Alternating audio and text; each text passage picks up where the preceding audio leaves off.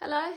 Jeg havde lovet eller to faktisk små videoer i forhold til lidt god yoga og mobilitet, når nu man træner til at skulle løbe lange ture, og dermed belaster sit system lidt mere. Og der kommer den første nu, så velkommen til mig. Og vi starter med at bare lige sidde på numsen. Man kan lige sådan folde ballerne ud, så man sidder godt. Og fodsålerne i jorden i en afstand, der passer med, at når du roterer dine ben, som jeg gør her, så rører dit bagerste knæ din forreste ankel.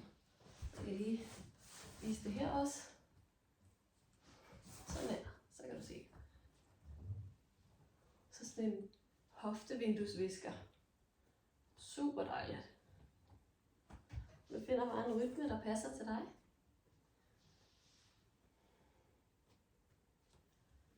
Og prøv at lade dit blik kigge i samme retning, som dine ben de drejer.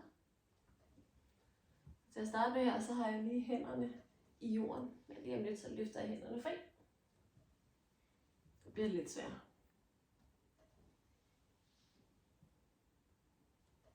Så prøver jeg med hænderne fri. Og stadigvæk, så kigger jeg i den retning, hvor knæene peger. Og der sker altså det her, når man gør det uden hænder, så bevæger man sig altså lidt på måtten. Det må man bare lige tage med. Og så en gang imellem lige møfle tilbage.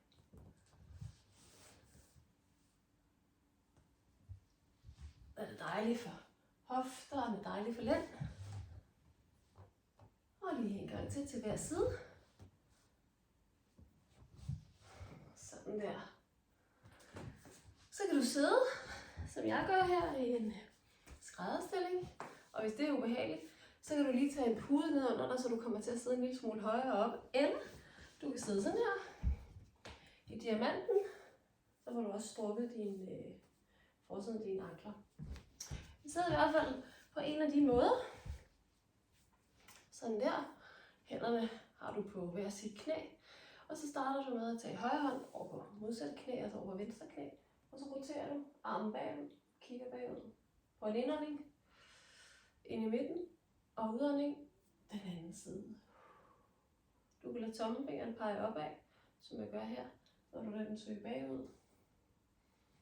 Indånding og udånding. Og prøv at se, om du for hver gang måske kan kigge en lille smule længere bagud, så du roterer selvfølgelig langt ned i ryggen. Og så ser du, om du kan komme til at rotere en lille smule mere, end du kunne før. Man skal ikke underkende de der meget træning og lidt ekstra løb. Det går altså lige i lænden. Det er rigtig vigtigt at få lavet lidt til den.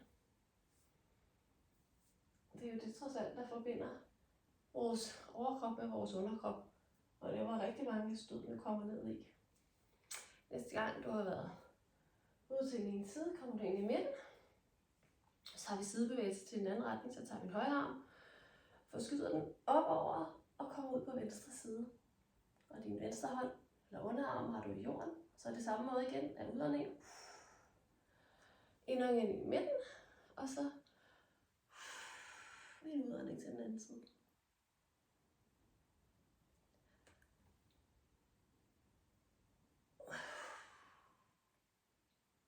Og de her stræk, de er jo lige så gode for mennesker, som ikke træner langt. Det behøver man slet ikke. De er gode for alle. Men særligt når man lægger lidt ekstra belastning på sin krop, så betyder det altså meget, at man lige får lavet lidt mobilitet. Og jeg holder selv meget af at lave det om morgenen. Jeg synes, det er dejligt at komme i gang, og der kan jeg også godt lide at overskue sådan et kort træningsprogram. En til gang til hver side. Og jeg prøver at huske, hvad jeg synes, jeg startede med, at det var højre. Så slutter jeg selvfølgelig over til venstre. Så går man ned og lægger på ryggen.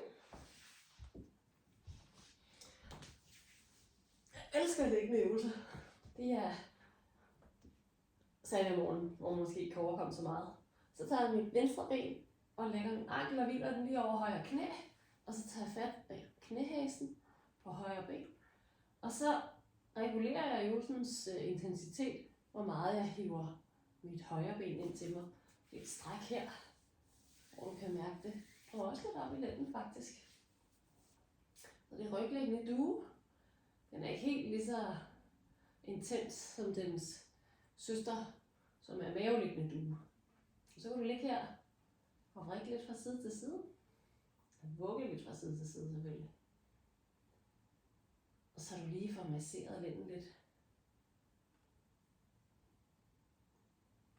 Super dejligt.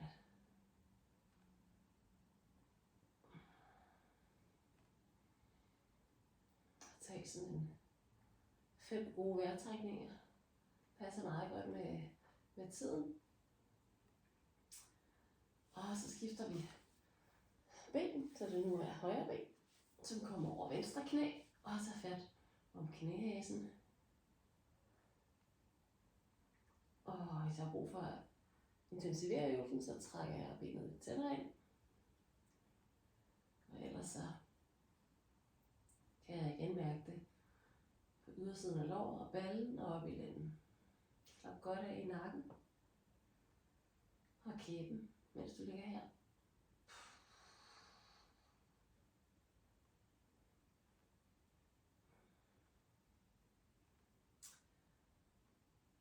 Og det er selvfølgelig samme tidsrum på begge sider. Så slipper du benene, og så strækker du begge ben op. Og så kan du vælge enten at lave cirkler, som jeg gør her, først den ene vej og den anden vej, eller for at variere øvelsen lidt og gøre den lidt mere, det synes jeg er i hvert fald sjovere, så kan du skrive dit navn, hele dit navn. Først skriver du navnet med den ene fod, venstre skriver jeg her. Og man kan prøve at lave det med sådan en sammenhængende skråskrift, ikke? Eller formskrift, eller hvad det hedder. Smukskrift er sammenhængende. Så er det Julie Pio Kragelund med venstre. Her kommer den over med højre. Det er altså ganske hårdt at arbejde med fødderne på den måde. Og lund, sådan der. Super. Så er der den sidste øvelse, jeg gerne lige vil tage med til jer. Og du ved godt, jeg sagde, at det var sådan lidt blid træning, man kunne lave her, måske lave det om morgenen. Og det kan godt være, at I ikke er helt enige i, at den her blid, men den er sindssygt god, når man er løber. Og måske bliver det løb en gang imellem. Jeg tager lige måtten helt ind til væggen, fordi den øvelse, jeg skal lave nu, der skal jeg bruge måtten under mit knæ. Man kan også holde sin måtte flere gange, hvis man har brug for det. Så nu viser jeg den lige ved siden. Jeg skal have mit ben helt op ad væggen. Det bagerste ben er helt op ad væggen. Forestil mig, at væggen den er lige her. Og så tager jeg mit andet ben op, så jeg står sådan her. Så i virkeligheden står låst i en position på den her måde. Men jeg skal ikke holde den selv, det gør væggen. Så det prøver jeg lige at gøre her. Så jeg tager benet så langt ind jeg kan til væggen. Og så tager jeg det andet ben frem. Og så rejser jeg mig op. Og den giver altså virkelig meget intensitet her foran. Og også i hoftebøjen selvfølgelig, som I får strukket. Og det kan godt være, at du tænker, så kan du bare lige gå lidt længere ned. Så aflaster du. Men jo mere du vil komme op og stå og være oprejst i din overkrop, jo mere får du selvfølgelig strukket her på selve din hofte. Og nogle af de kloge forskere inden for idrætsmedicin, de siger, at det her det er en af de allerbedste øvelser, som løber burde lave med en vis regelmæssighed, det vil sige 3 gange om ugen eller sådan noget. Og kan man stå 1 minut på hver side med sit ben, så er det super godt. Og kan man så vende sig til at komme helt op og stå 2 minutter på hver side, så er det altså også virkelig godt, fordi man får det her lange stræk på fascien, som er den der bindevævshinde, som ligger rundt omkring musklen. Jeg tror, det passer meget godt med 1 minut her. Skifter vi til den anden side. Og der, hvor man kan blive lidt øm, udover det selvfølgelig er intenst at stå, det er altså i knæet, fordi det selvfølgelig peger lige nedad. Så derfor kan det være en god idé at folde måtten 2 gange. Og som alting, så kan man sagtens have stor forskel på højre og venstre side, og man kan være mere stiv eller mindre fleksibel i den ene side frem for den anden. Men sådan er det. Det er jo en præmis. Det er bare at mærke efter og finde ud af, hvor langt du kan gå på henholdsvis den ene side og den anden side. Vejrtrækningsøvelser, altså de her øvelser, hvor man sådan arbejder med bindevæv, og det måske er lidt ubehageligt, er super gode, så man trækker vejret godt ind gennem næsen og puster langsomt ud gennem munden. Det kan man altid være i sådan mild ubehag lidt længere tid ad gangen. Det fungerer jo rigtig godt i alle livets henseender med vejrtrækningsøvelser. Og fordelen med den her øvelse, det er faktisk også, at man samtidig får strukket vristen eller anklen på det bagerste ben, hvilket også er rigtig, rigtig godt for foden, at den får lov til at blive strukket lidt, og ikke altid er flekteret eller bøjet, som den er, når vi går til daglig. Så det var bare sådan en lille bouillonterning med nogle gode øvelser, som din krop faktisk vil takke dig rigtig meget for. Hvis du kan lave måske 2 gange om ugen, eller måske bare en variant af dem. Tag fat på nogle af dem en gang imellem, når det lige passer på kontoret, eller derhjemme, eller foran fjernsynet, eller hvad pokker du laver. Det var det. Hej.